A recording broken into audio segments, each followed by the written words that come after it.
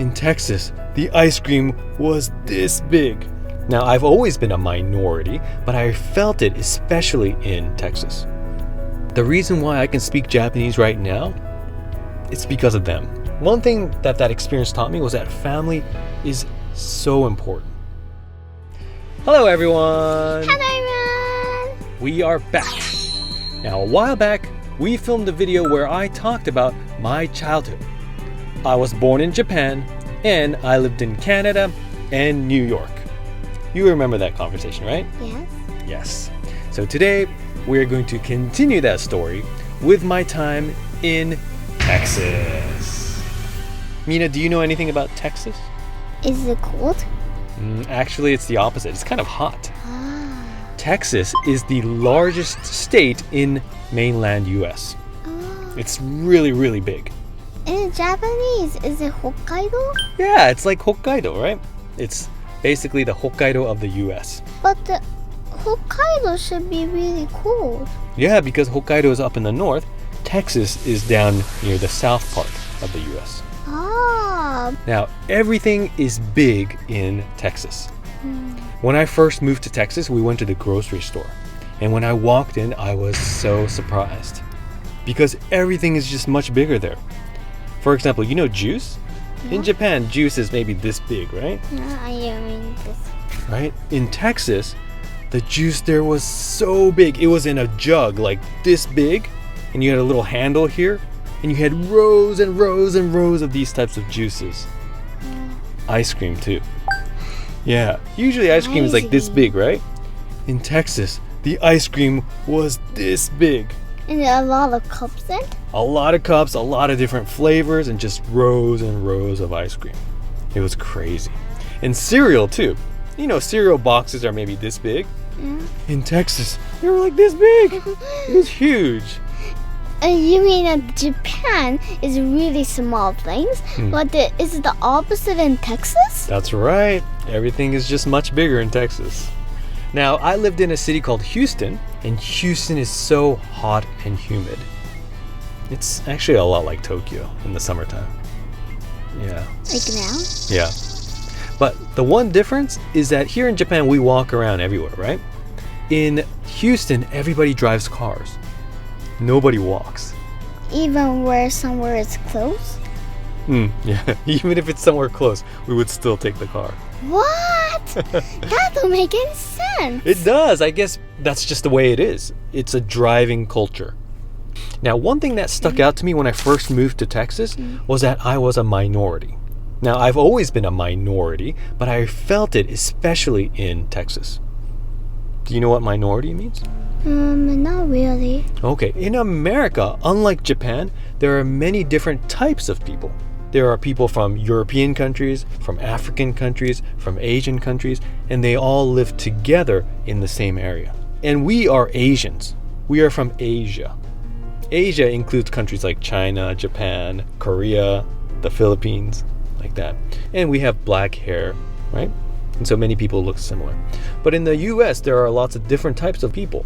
Where I was living, most of the people had white skin, they had brown or blonde hair, and so I looked very different, and I felt very different.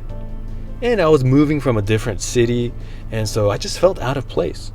It took me some time to make some friends. But because I was Asian, instead of feeling like really ashamed or embarrassed, it actually taught me to be strong, and it taught me to be proud of my identity. I'm Asian. No, I'm Japanese. And I come from a rich culture. I've lived there. I can speak the language. I know the Japanese traditions. And so that really gave me a lot of pride, even though I was different. And so that's one thing that I'm always trying to talk to you about, right? You are Japanese, but you speak English at home. And I always say that's your identity, and I want you to be proud of that. And at the same time, when you see other people who look different, we have to remember that being different is normal, right? And you got to treat them just like you treat anybody else. But remember when I was in New York, I went to ESL. And so I had to study English hard so that I can catch up to other kids my age, right? And when I moved to Texas, my English was still behind other kids. But in junior high school, something changed. I started reading a lot. I used to love video games, and I used to love comic books. And so anything that had information about video games or comic books, I just read a ton of, especially magazines. And Grandpa had this rule. He had this rule. Anytime I wanted to buy something that involved reading, he would let me buy it because he understood the importance of reading. And so I took advantage of that. And I read so much every day. And it was all stuff that I was interested in, right? And as I started to read more and more, my English started to get really good because I was dealing with so many difficult vocabulary words, difficult sentences, and I was naturally absorbing that. You mean when you were starting to read the English books, suddenly your English go through Japanese? Yep, it went past my Japanese, that's right. And so Grandpa's rule, I want to continue that. So if you ever want to read books, if you ever want to buy magazines, I'll get it for you because I know how important reading is. Oh, by the way, I bought you a new book. This came in the mail today. The book is called 13-Story Treehouse. Yeah. It's got lots of pictures, so you might be able to read it. And I heard this is really fun. Okay? So go ahead. Check out this book. We can read it together if you want. Now, when I lived in Texas, every Saturday I went to school. I went to a place called補習校, which is basically Japanese school. How would you feel if you had to go to school on Saturday too? A little stressful. Right? You'd rather just stay home and watch cartoons or hang out with your friends and family, right? Yeah. I couldn't do that. Every Saturday I had to go to Japanese school. And then only one free day? Yeah, Sunday. And when I lived in New York, I had to do that too, and I hated it so much. But when I came to Texas and I went to the Saturday school, I started to love it because I made so many Japanese friends. Oh. Yeah, the people that were at that Hoshuko, we became really close. And these Japanese friends, they were only in America for a few years. But they also knew a lot about Japanese culture.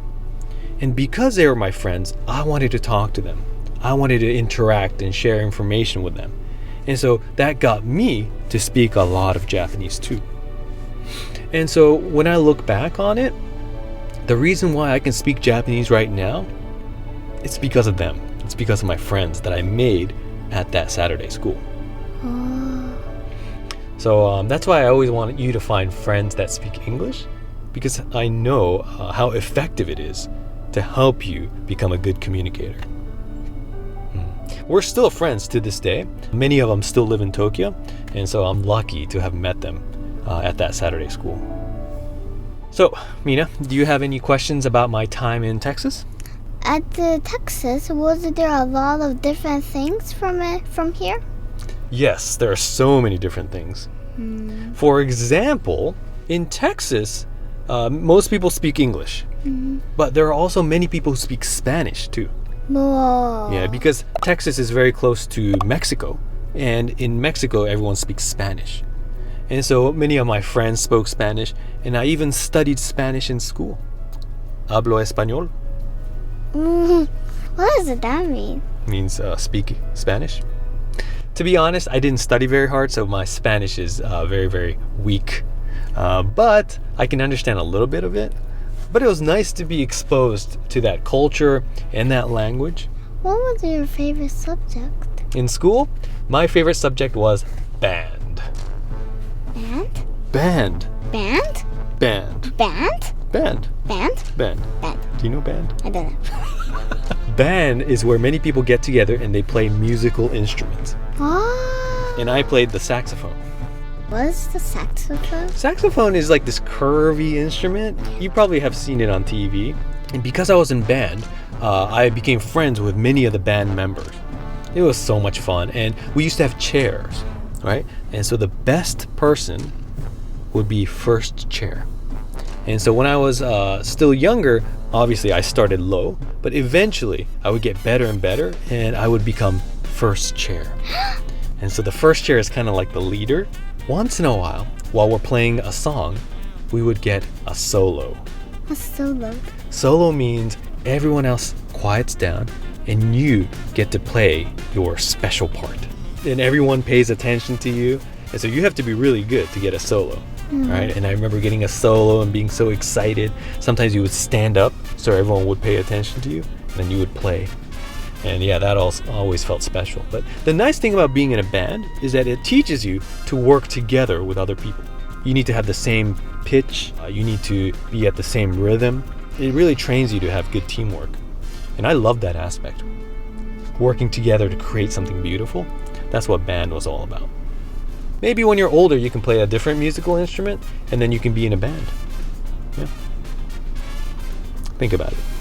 I got another question. Sure. You know, until now Japan, it's haru, natsu, aki, fuyu, right?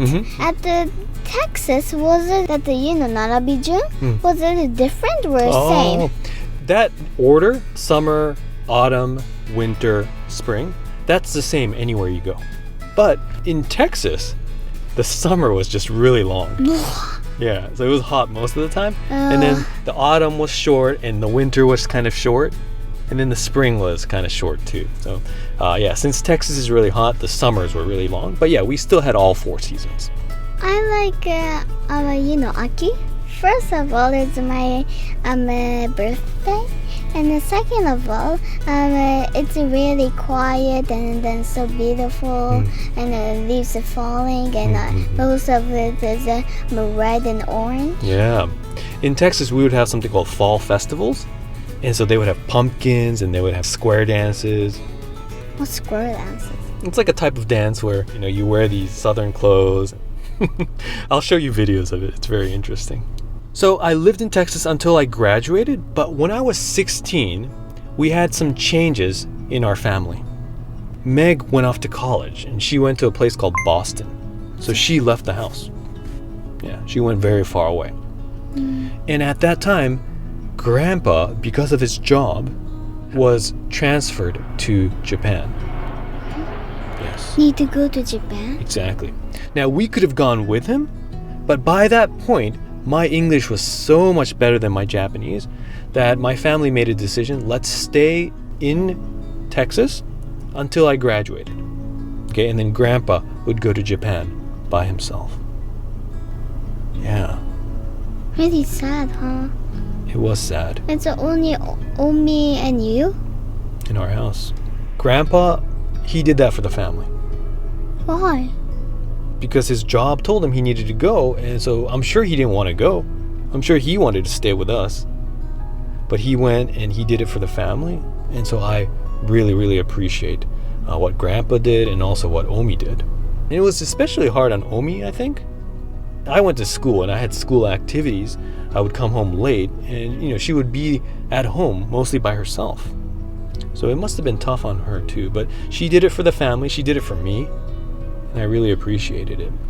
One thing that experience taught me was that family is so important. And so I am going to try my best to be around for you and Tate and Riley. And we'll try to stay together. I don't like to be alone. Yeah. I like it when all 5 of us are together. Yeah. Daddy, maybe I got a last question. Oh, sure. What is it? At Texas, were there other kids was from different countries like you? Yeah, absolutely. So many of my friends were from many different countries. I had friends from Pakistan, from South Korea, Taiwan, Israel. And so yeah, that's very normal. And that's one thing that I wish more Japanese kids could experience, is having friends from other countries. Because you get to learn so much about other parts of the world. Good question, Pumpkin. Okay. So that wasn't everything. Obviously, I was in Texas for a long time, and there are just some things that I just can't talk about here on YouTube or in front of Mina. But if you have any questions about my time living in Houston, Texas, please leave it in the comments section. And someday I hope to elaborate more on many of the experiences that I had in Texas. Mina, thank you very much for talking with me today. It's always a pleasure. So Mina, what do you want to do now? Can you give me some ice cream? Sure thing. You want to go to Baskin Robbins? Yeah. Let's do it. Okay, Mina, let's close the video. Thank you everyone for watching, and we will see you Next time. Bye. Bye. You know, in Japan, they call this place 31. But in America, we call it Baskin Robbins. I knew it. You knew that? Because you always say that.